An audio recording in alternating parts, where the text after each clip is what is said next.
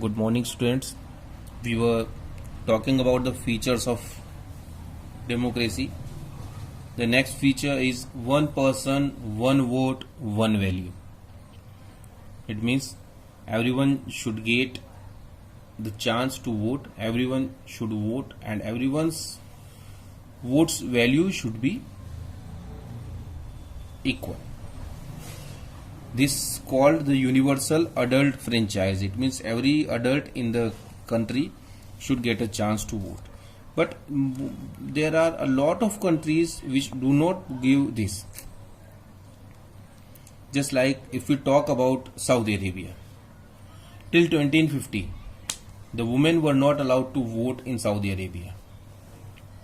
There is a country in Europe that is named Estonia. Estonia has made its citizenship rules in such a way that people belonging to Russian minority find it difficult to get right to vote. In that country, the Russian people cannot vote. Others can vote.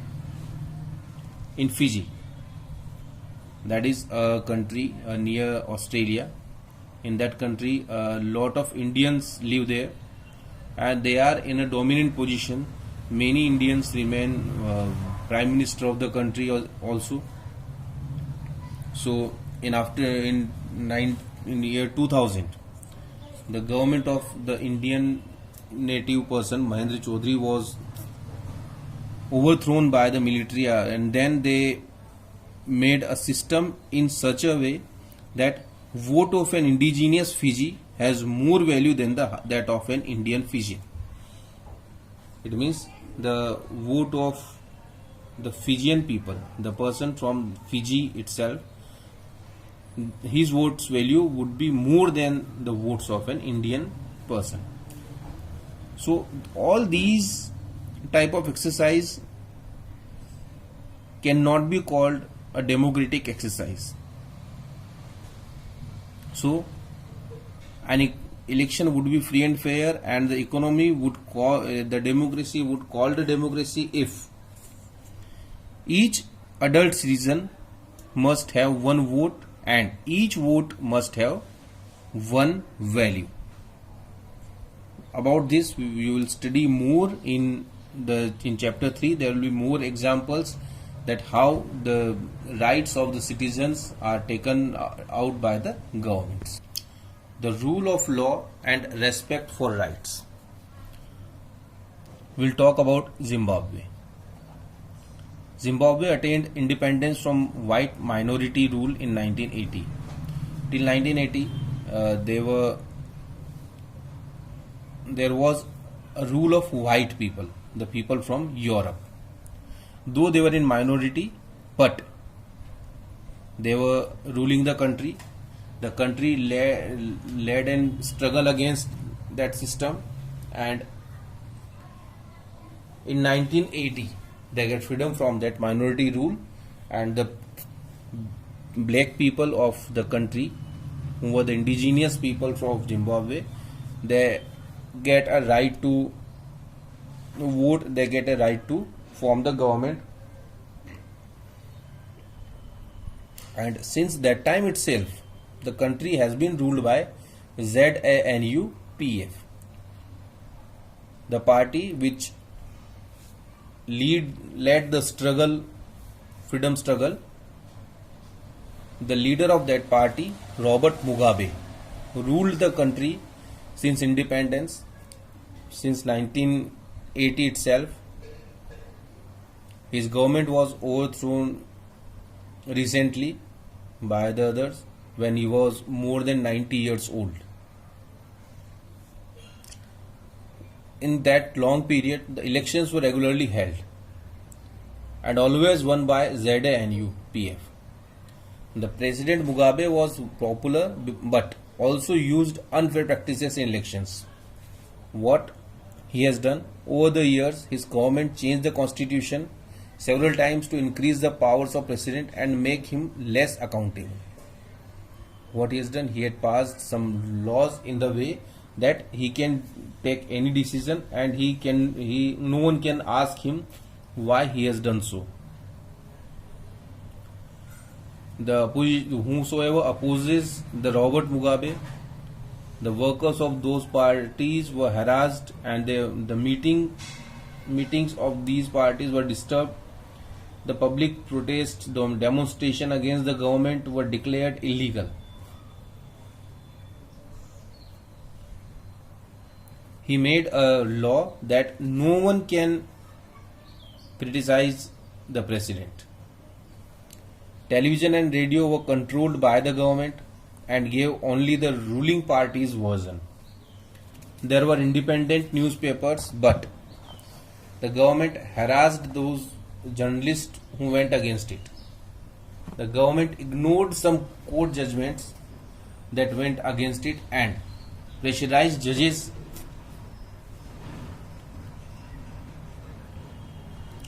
All these were happening in Zimbabwe. The Robert Mugabe, he was forced to leave the post in 2017, and just because he was very old, he was more than 90 years old. Now what we can see from Zimbabwe, example of Zimbabwe, that rulers, if they have popular approval, that is a necessary demand for democracy, but it is not sufficient. Having popular approval, it means you have won the elections, but that is not sufficient. You should have the rule of law in the country, and you should respect for the rights of others itself. You should respect the opposition parties. You should give them chance to run their activities. You should give chance to criticize yourself, the policies taken by you. You should give chance to citizen. They should be free to think. They should have their opinion. They should be able to express themselves in public.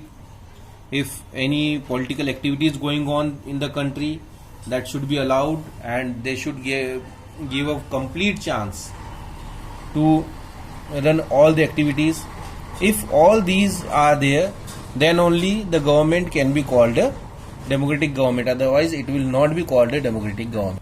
So, a democratic government should guarantee respect to minority, the rights to everyone, and every major decision should be taken through a consultancy of a series of consultants, and every office bearer, maybe the president, the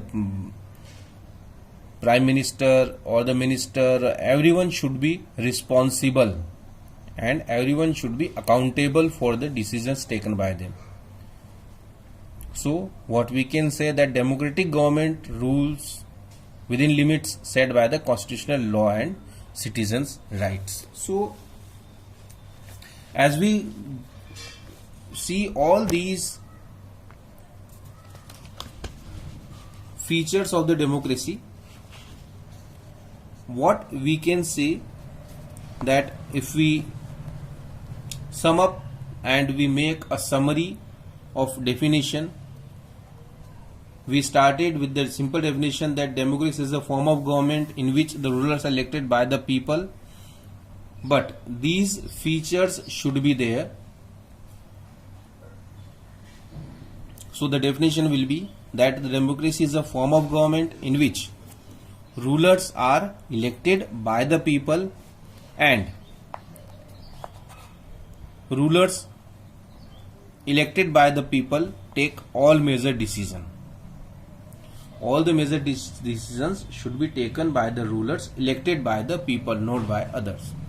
Election officer offer a choice and a fair opportunity to the people to change the current rulers. This choice and opportunity is available to all people on an equal basis. The exercise of this choice leads to a government limited by basic rules of the constitution and citizens' rights. So this is a definition for democracy which includes all aspects of democracy. So this is the study of what is democracy. Now you can explain the democracy in a right manner, and you can exercise the democracy in a right manner. Now next time when we meet, we'll study the next big question that we were having, that is why democracy, why not any other form of government, why we go with the democracy. So we'll study that in the next video. Thank you.